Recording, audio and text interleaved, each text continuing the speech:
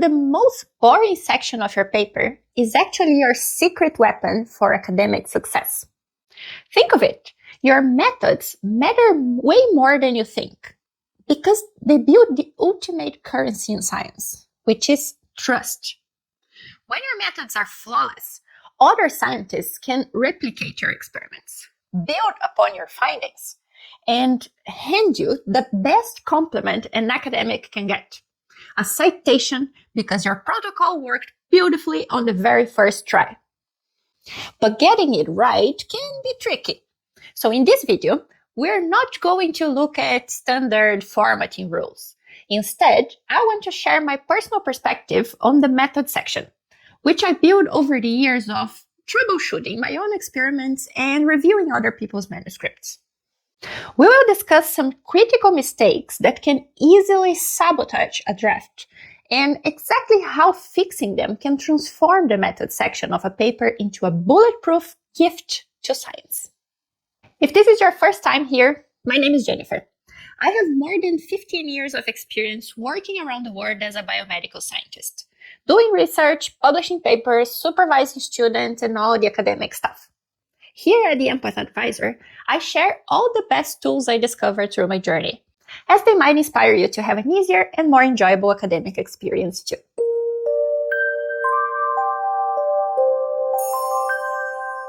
As you might have noticed, today I came in my pajamas. And that's because we are going to work on the least glamorous and lowest stress part of your paper. And I hope this is great news for you. It means you can grab a coffee and some snacks, sit down, and actually relax. In the academic world, the method section is treated like the instruction manual for a piece of furniture. There is no drama, no big plot twists, and no exciting reviews. Nobody reads it for fun. But if a single page is missing, the whole thing falls apart. Which means that a weak method section will quietly ruin an otherwise brilliant paper. That said, think of the introduction and the discussion as your formal work. That is where you have to show off, fight for your ideas, and use a lot of brain power.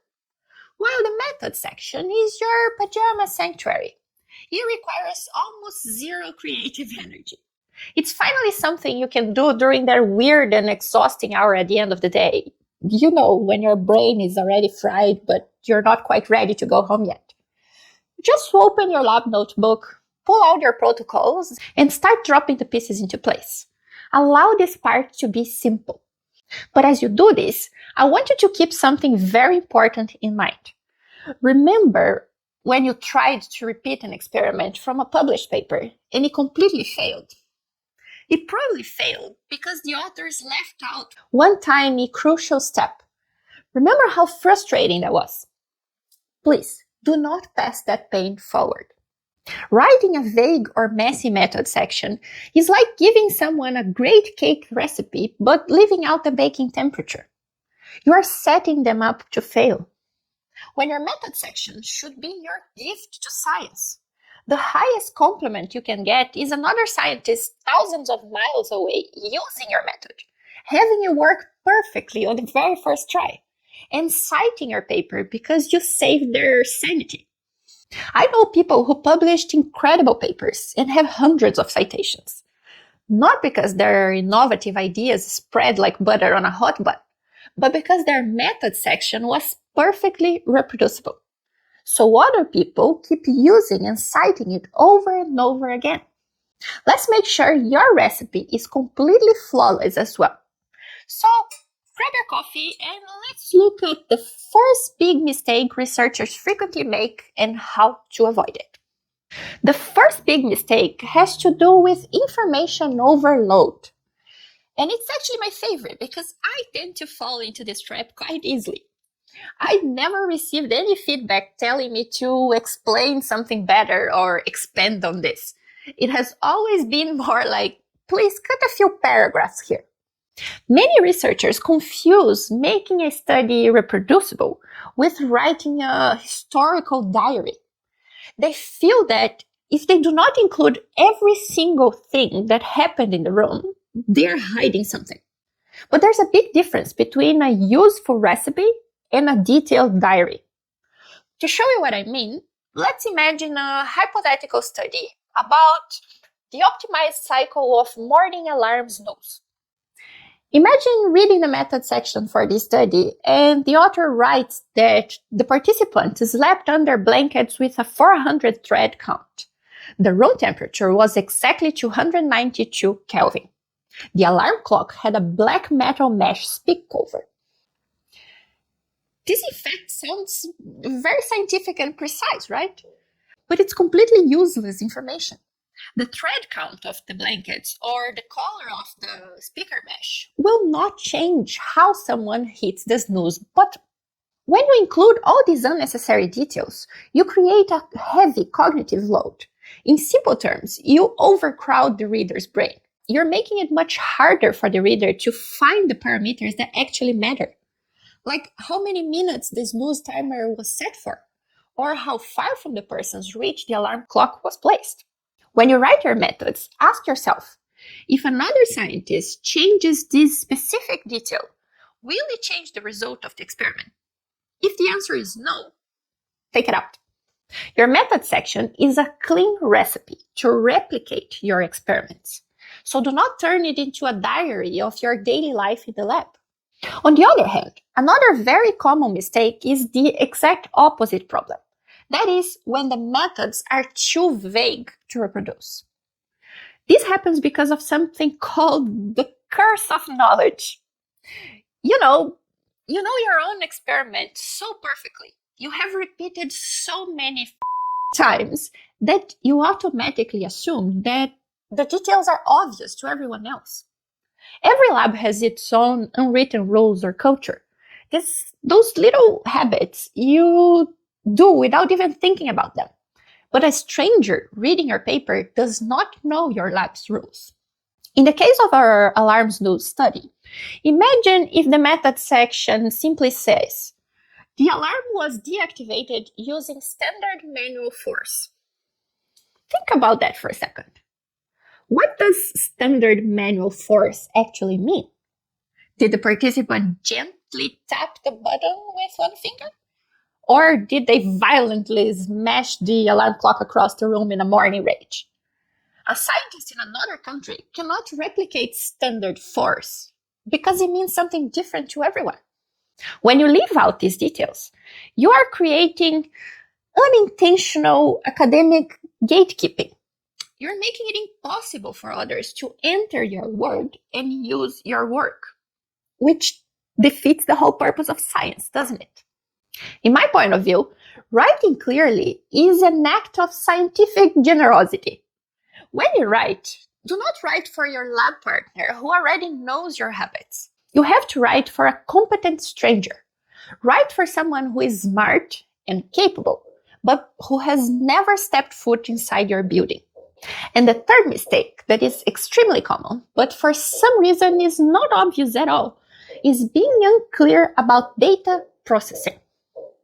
This happens when you perfectly explain how you gathered your data, but then you hide the transition to the final figures. It's like showing the audience a hat, waving a wand, and suddenly pulling out a rabbit without explaining the trick. It works well for a magician, but not for a magician course. In our paper, we want to teach other people exactly how to get to the same results as we did. Many researchers think that if they show a beautiful final graph, the job is done. But you cannot just skip from raw data to the final result.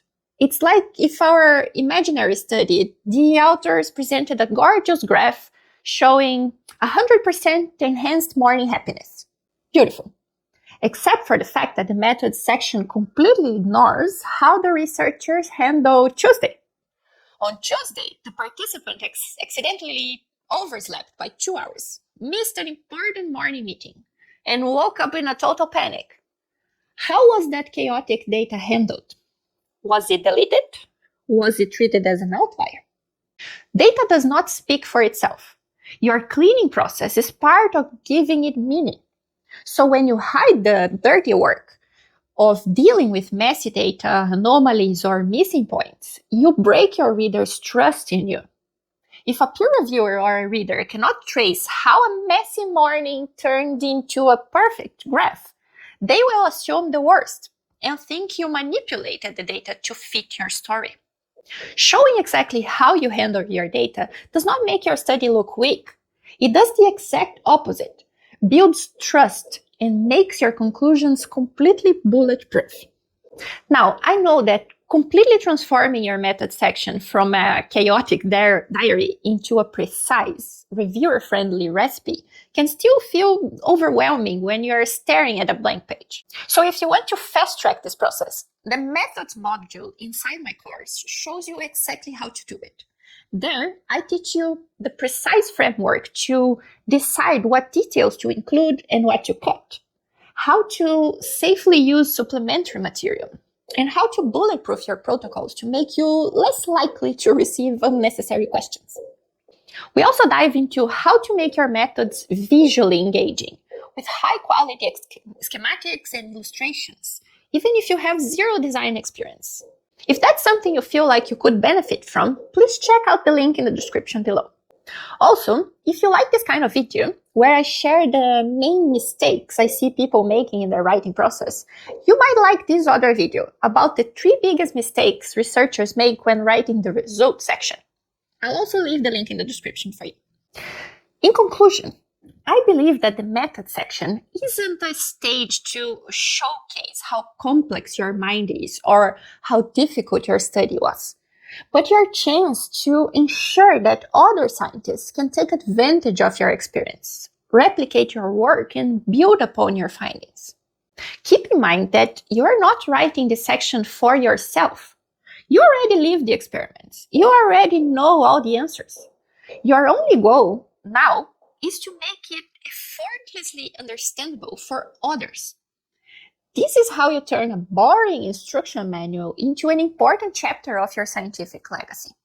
Speaking of unwritten rules and lab culture, please entertain us with some gossip because the method section is already boring enough.